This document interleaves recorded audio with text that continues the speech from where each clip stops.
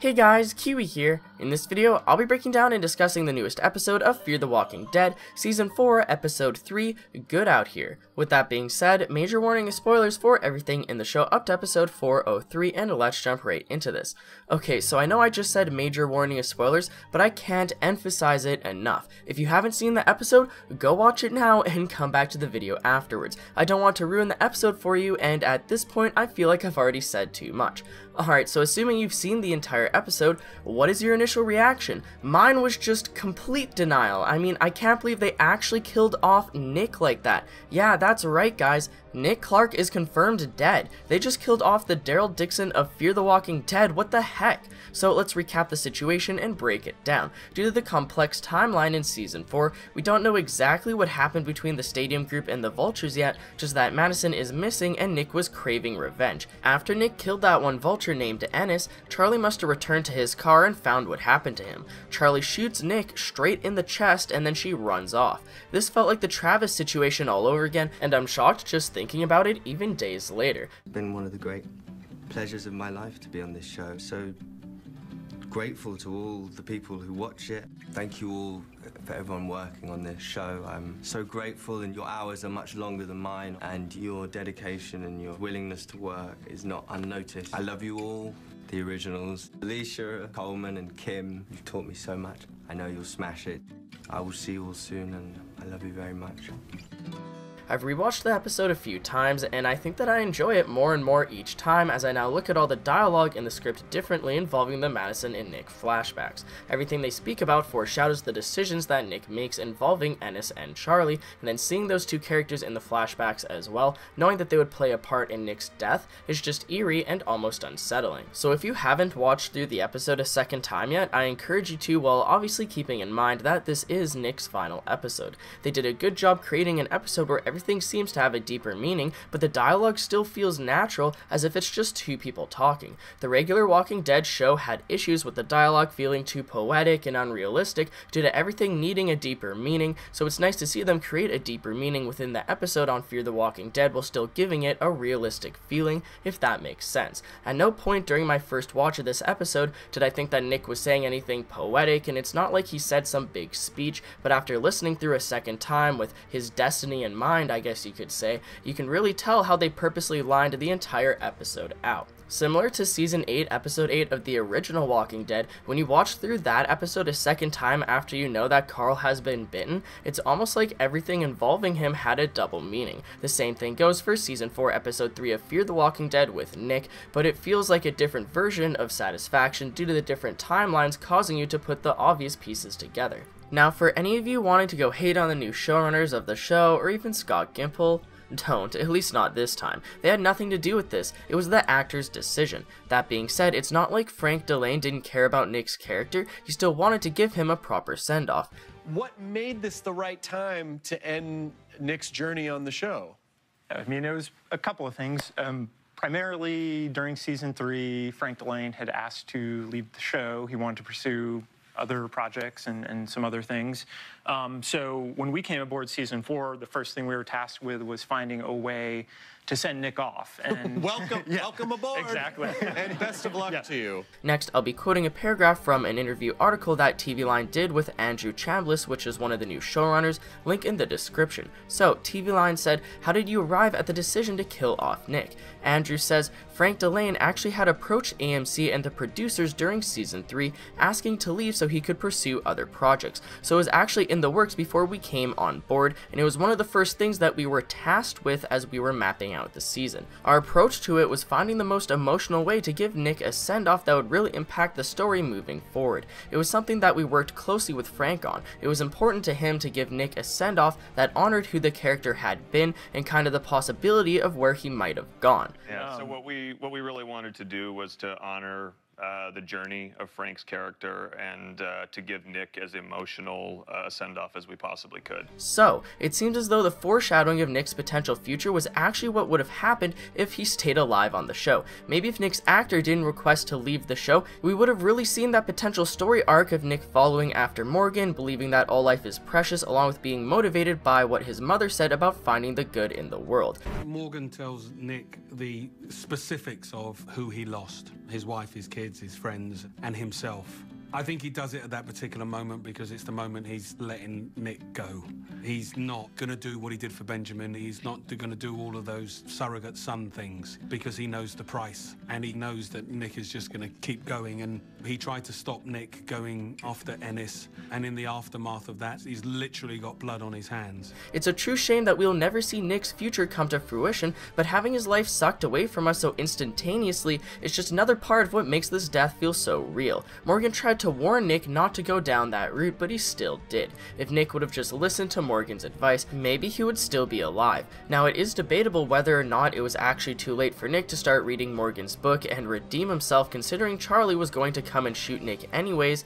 You know, granted, maybe Nick would still be alive if he just decided to go inside the building to read the book instead of sitting outside in the open, but that's besides the point. I say that because it's confirmed that Nick's actor requested to leave the show during season 3, so his character was going to die one way or another, which really sucks. And it's just so tragic because Nick actually decided to listen to Morgan, and they were finally starting to open up to each other. Plus, when you factor in the implications of Nick looking at that blue flower, which was supposed to symbolize the good in people, it was definitely motivating him to change his ways and listen to Morgan as he was thinking about his mother. I suppose this was too little too late, but that's partly of what made it such a big shock. And so now we know 100% for sure that Charlie sucks.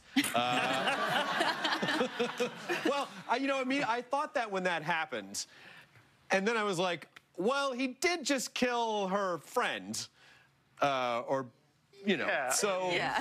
One of my original thoughts was concern of how angry many fans may be at this, considering that Nick has been pretty much everyone's favorite character since season 1. It was difficult for many viewers to grow attached to any of the characters, and for a lot of people, Nick and Alicia were pretty much the only reasons why they watched the show. Nick was one of my favorite characters on the show personally, and I am disappointed that we don't get more screen time with him. Actually, wait, speaking of which, even though Nick isn't dead in the current timeline, will we still see more of him in the orange tint flashbacks? We have still yet to see what happened to the stadium with the vultures, along with how they got separated from Madison. They must have Nick in these flashbacks to show what happened between him, Charlie, and Ennis, right? To make him so mad at them? We'll just have to wait and see how much screen time we'll still have with Nick, but I'm really interested to see what happened and what they're going to show for the rest of season 4A. He, in a sense, her family. I mean, Her family, yeah, basically, Ennis, yeah. He says, I'm the one who found her. I'm the one who showed her how to make it out here. You know, for all intents and purposes, Ennis and Mel are Charlie's older brothers of the apocalypse. But we don't... On Talking Dead, the showrunners implied that Charlie chose to stay with Vulture Ennis over Nick, which is part of what caused Nick's uncontrollable fury towards him. Knowing that just makes it more tragic that Charlie was the one to shoot and kill him, especially since it will give more replay value to the season as a whole in my opinion, as far as the first 2 episodes go. So, as I said, when I first watched Nick's death, I was definitely in denial. At first I thought that he was shot on his side, so maybe he'd survive like Rick in the season 7 finale of the original show, but nope, Nick wasn't that lucky. As I continued watching, I quickly realized that Nick was shot in his lung and that it was filling up with blood. Now, choking on your own blood like this is honestly just such a horrific way to die, and I shudder to think about how awful it would be in that situation to slowly choke on your own blood and die. That situation was just awful for everybody. Nick fucking died, Luciana lost her boyfriend that she was just reunited with, and Alicia just watched her brother bleed out, and he was always sort of a role model to her. She always looked up to him. I felt so bad for Alicia, as you can tell that she wanted to do something to help him so bad, but she was just simply unable to. I can only imagine how helpless you would feel being unable to help a loved one dying literally right in front of you. There's yet another awful situation to be put in. Talk about an anxiety attack, followed by being scarred for life, possible PTSD. God, Alicia and Luciana will most likely spiral down into a dark, depressing place this season, and I can't wait to see how their characters both evolve. How do you think losing Nick is going to affect Luciana? Oh, it's terrible. I mean, this is her worst nightmare. This is like something that she was not expecting. I mean, she's where she's at because of him. Right. She reunites with the Clarks because of him. I mean, this is something that she really has to... I mean, when I thought Luciana hit bottom, that was not bottom. This is bottom. and that this is something that she's gonna have to put herself together. Depending on where Madison is right now, if she's dead or just somewhere, I feel like either her or Alicia will end up killing Charlie. It's a horrible thing to even suggest, but at this point I hate Charlie more than I've hated any kid on any Walking Dead story ever. More than Lizzie, Carl, Duck from the Telltale games. I mean, Lizzie from the original show was pretty messed up, but Charlie has just been straight up annoying, and killing Nick, are you kidding me? But we don't know what it was. I mean, I assume we'll discover what Ennis did to incur the wrath of Nick. We will. I mean, it's referred to. Yes. We obviously sense that there's something going on. Is she being manipulated by them? Is she brainwashed into doing what they say? What I'm trying to say here is, are they mistreating her, or are they actually like a legitimate family to her? How long has she been with them? How old was she when they found her? Are they forcing her to go along with their plans in order to survive, or is she completely independent in her own decisions? Charlie should understand that what the Vultures did was wrong, so is she really a bad person? So really, in that sense, Charlie really doesn't suck that much at all. She was protecting her family. Exactly, and I mean, to be fair, Nick just didn't kill him. He shoved him onto antlers, and it was a pretty brutal and violent death. Yeah. You know, any 10-year-old who comes across that, I think, is going to be pretty freaked out. They're going to be pretty freaked out. I feel like the Vultures tricked Charlie into believing that doing what they did was the only way to live and survive, just like how in the original show, Negan had brainwashed Dwight into doing all those horrible things because he made Dwight believe that he would only survive under Negan's rule. This murderous rage that Nick has toward Ennis, like, why? Is there anything you can say about what happened? I think a lot of it centers around Charlie. Nick felt a real bond with Charlie. The fact that there was that betrayal that happened from her, that stung, but I think what really hurt him was sort of in the battle for Charlie's soul. Ennis won, and that hurts. Now, with all that out of the way, let's go ahead and discuss some behind-the-scenes information involving Nick's death, along with his actor Frank Dillane and why he requested to be off the show. So, Nick's actor wanted to be off the show in Season 3, back when the viewership was on a constant decline for the 3rd season in a row. Even though Season 3 is miles better than the first two, it still lost many viewers, and apparently Frank Dillane wanted off the show, so when the two new showrunners were given a blank slate for Season 4, their first task was to figure out how to give Nick a proper send-off, as said in the article. This was confirmed on Talking Dead as well, along with multiple various news articles elsewhere. So since Frank wanted out during Season 3, did he still feel the same way going into Season 4? Considering how great Season 4 has been so far, I'm surprised that Frank Dillane wouldn't change his mind and decide to stay on the show. Was it already too late for him to change his mind? Will he regret this choice? He does have a lot of potential for future roles, and I hope I see him in a bunch of entertainment in the near future, but we'll just have to wait and see how worth it was leaving Fear the Walking Dead. Apparently, Frank Dillane really disliked the show during the 2nd and 3rd seasons, and now that I think about it, I really did notice his negativity and lack of interest behind the scenes. They barely used Frank for interviews, and when they did, it was something short or concise. Frank also never seemed interested in the story or character progression like most of the other actors were. Now, this is unrelated, but for those of you who don't know, Frank Dillane was actually arrested during 2016 for alleged battery, and I definitely got the impression that Frank might be the type to cause drama, but I was uncertain of the details. I don't know, I'm really trying not to hate on the guy because you do you support your career, do what you think will be the best for yourself, but come on man, really? You were literally like the best character on the show and you asked to be written off of it. That just kind of makes it seem like he's shrugging his shoulders and looking the other way, not giving a crap about the fans. I guess that's not completely true because he did want to give his character a proper send-off, but I'm just obviously a bit salty about it. I don't know, let me know what you guys think. Now when I think about Nick's death, I cannot stop thinking about Travis's as well. This show has a real knack for killing off main characters in the most unpredictable times, and if they keep doing this, they'll really start to create a name for themselves. This isn't Game of Thrones, but it's definitely something. Nick was killed off at the beginning of the season, just like Travis. Nick's actor wanted off the show, while Travis's actor is in the new Avatar sequel movies, so maybe that's why he was killed off as well. And I know that those movies don't come out for a while, but Cliff Curtis, the actor who plays Travis, is also in that new movie The Meg, which is about that crazy huge megalodon shark. Now in the video I'm making where I discuss Lauren Cohan, Maggie's actor, signing on for season 9 of The Walking Dead, I bring up how it frustrates me when characters get killed off or disappear due to actors leaving the show for one reason or another, like Heath or Daniel Salazar. Although most of the time it hinders the show, Nick and Travis are two good examples of it actually working in their benefit. Travis's death in the beginning of season 3 was incredibly shocking, while Nick's death is just as shocking and out of nowhere. Although they may have only needed to kill off the main characters due to the actors leaving to pursue other career opportunities,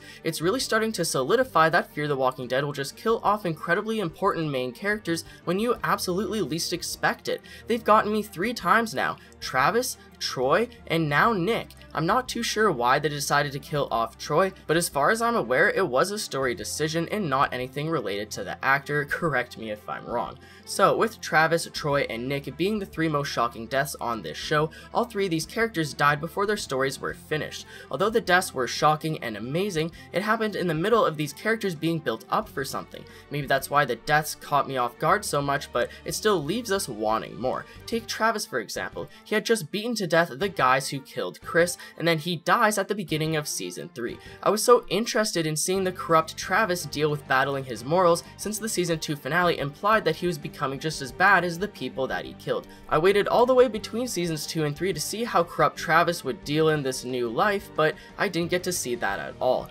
And then Troy was also killed in the middle of a transformation arc or redemption arc of sorts. Troy surprisingly never died during the downfall of Brokejaw Ranch, and he followed the group to the bizarre marketplace. Although he was a confident, fucked up lunatic on the ranch, that's just because he was so comfortable with the place. But then when Troy went out to the crowded marketplace with Nick, he felt bare and shy. Troy was taken out of school and kept at home from an early age for multiple reasons, so he never learned to be social in such an environment. It was interesting to see Troy in an unfamiliar situation, as it completely changed the way that he acted, mainly his confidence. He was starting to warm up to being a true bro with Nick, and they started really caring about his family. Troy's downfall was giving Madison too much credit by thinking that he could tell her the truth without consequence and act as if she agreed with him for some reason, when in reality that was just the final straw with her. To be fair, Madison did snap at him, which really pissed Nick off. And then finally, speaking of Nick, he was also killed off during a character transformation. Granted, it felt a bit more brief,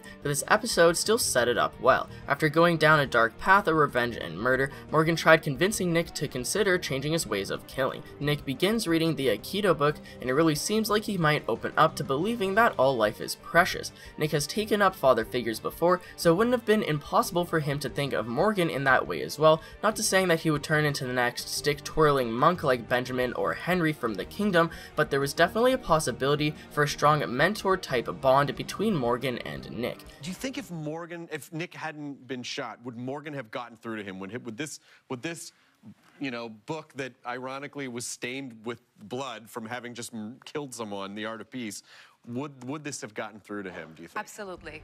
Nick was going down the path of revenge, and in a sense his mindset of wanting to clear and kill all the vultures was the same as Morgan wanting to clear and kill all the saviors during All Out War. Morgan saw what Nick was going through, relating it back to himself along with Rick Grimes as well, and so he wanted to give Nick a chance to change the outcome of the situation. Morgan told Nick that it wouldn't end up like he thought, and it didn't. Although Nick did end up killing the person that he wanted to, Nick ended up getting killed as a result of it. The whole time I was wondering where Charlie was, and that loose end came back to clear itself up brutally at the end of the episode. I was also looking forward to see them potentially continue the first showrunner's original plan with the show, Dave Erickson, as Nick and Madison possibly pushed each other away more as they become more distant in having the same mindset. Nick was really pissed off at Madison for killing Troy, as she seemed to think that she could control the decision of when to end his life the entire time. I was hoping to get more conversation between Nick and Madison involving Troy, and we may still get a little bit of that in season 4 during the flashbacks, but at this point everything with Nick is finite and he will obviously not be in the present timeline any longer.